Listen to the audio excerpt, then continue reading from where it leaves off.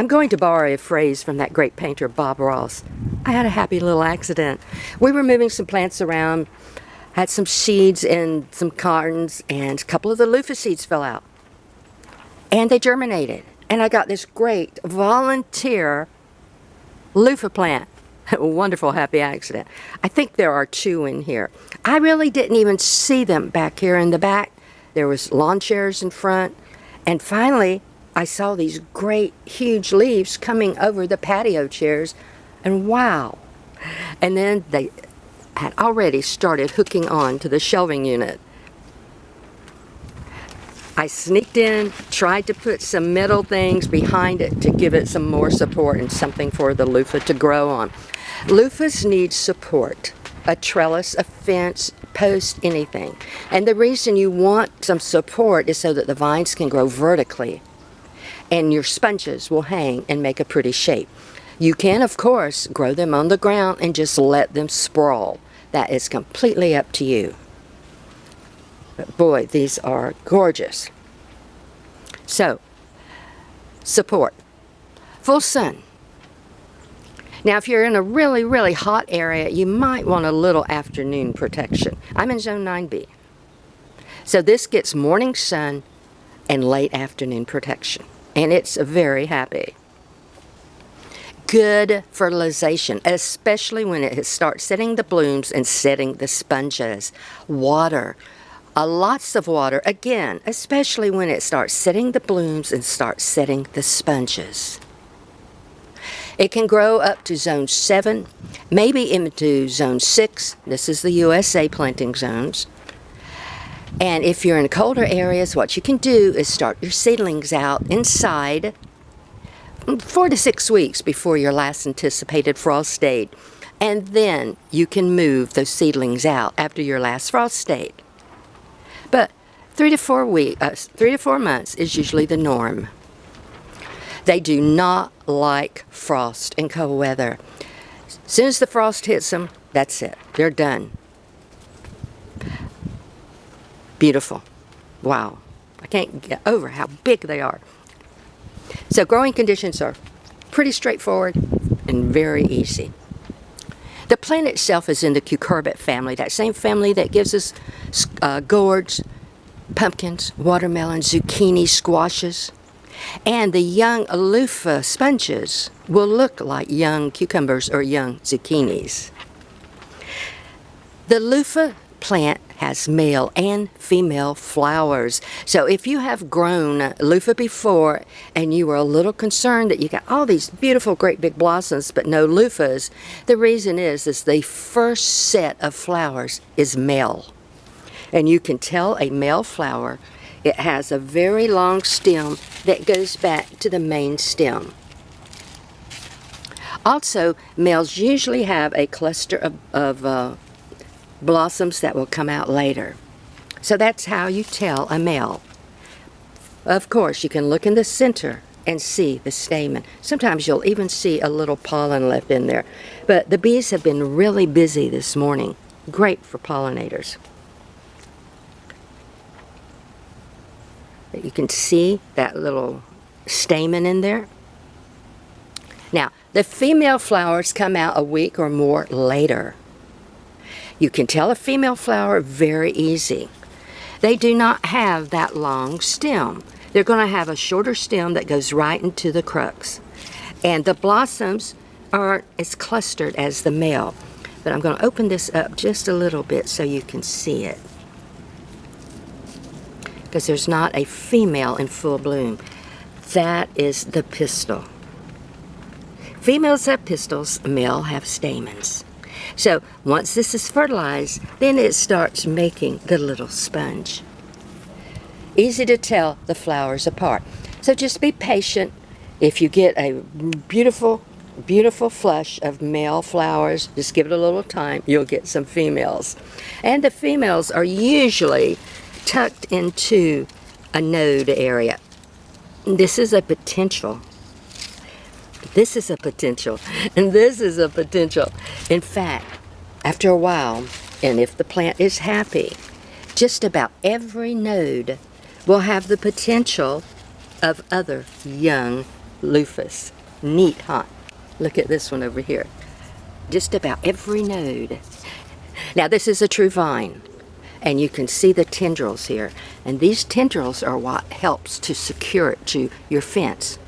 Now, when they're very, very young and you've planted them at the base of the fence, you might want to give them a little help. But once they start climbing, and that is a good, strong support. So that's the difference in the male and the female. They do have to be pollinated. If you don't have enough pollinators, you can do it yourself. You get a little paintbrush, a little cotton swab, lightly go in here and dab the pollen. Sometimes people just use their fingers. And then you go over to a female flower and you lightly put it on the top of the pistil. That's how easy it is. We have enough pollinators here. The whole plant is edible. It's in the cucurbit family. Everything is edible except maybe the roots. And people do take these blossoms, they batter them and fry them. I've never tried them. You can eat the young sponges when they're, oh, there's a bee, I didn't want to get in its way, when they're 3 or 4 inches. After that, it's going to start forming that cellulose sponge inside, and you won't be able to eat them. Now, here is what the sponge looks like. This is from my craft store. This is a 4 or 5 year old sponge. They do hold their integrity a long time. Neat. I made a video showing how to plant seeds and what the sponges look like a little bit more, if you want to check that out. So we have the growing conditions. We need a trellis. We need nice warm weather. They do not like frost.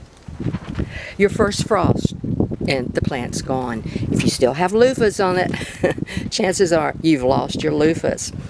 Now you can try taking them off early, but if they haven't started drying yet, chances are they won't. But you can always try. Okay, let's look at some of the loofahs. Look at this. Now this one was a little bit unusual. It doesn't have a stem. The stem kind of fused with the main stem, but look at that. That doubled in size overnight. Here's a nice big one. And I think there's, yes, here's one. Look at this one. Oh my gosh. Normally, one loofah plant can give you 10 or 12 potential loofahs. 6 to 8 is the usual count, unless the plant is extremely happy. Once they start growing, if they have lots of water, they're going to grow fast. Make sure you give them lots of water.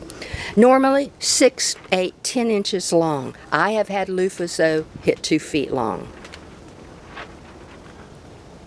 Seriously, they were huge. Unfortunately, we had an early frost that year, just wiped them out. So how do you know when this loofah is ready to harvest? All this skin is going to turn a dirty browny beige color, and when you mash it, it's going to sound crisp. So let it stay on just as long as you can. Stay on the vine as long as you can. Take it off, let it dry good, strip that peeling off, and you're going to be left with something like this. Take your seeds out, which is very easy. You can just open either end, shake your seeds, and they'll come out. The drier your sponge is, the easier those seeds will come out. You want to wash your sponge really well, hang it up to dry, or lay it out to dry. Uses, crafts, fantastic crafts. You can use it as exfoliator sponges. You can use it to wash your dishes. You can use it to scrub your tub. You can use it to scrub your tires on your car.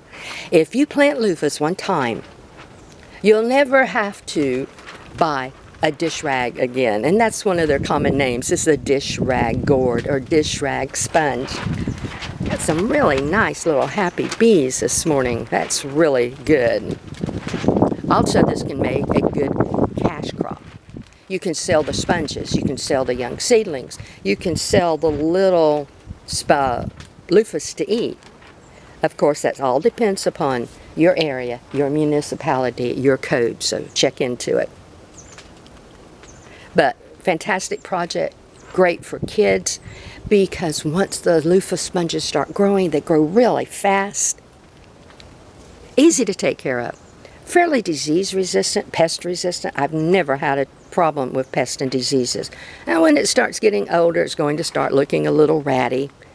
It is an annual. But look at all those beautiful blossoms. Okay, here's a young loofah gourd. And if you pull back gently on these leaves, there might be all kind of little loofahs. Look at all the babies, all the potentials. There's even one up here. So, excuse me, I don't know how many loofahs I will end up with, but I am really happy with what I already have from this fantastic volunteer plant. It's how easy they are to grow. Edible, medicinal. Please do your research on the medicinal and the edible properties. Great crafts, a great cash crop. What else could you ask from a plant? I hope that you can grow a loofah soon. And until we speak again, have a fantastic day.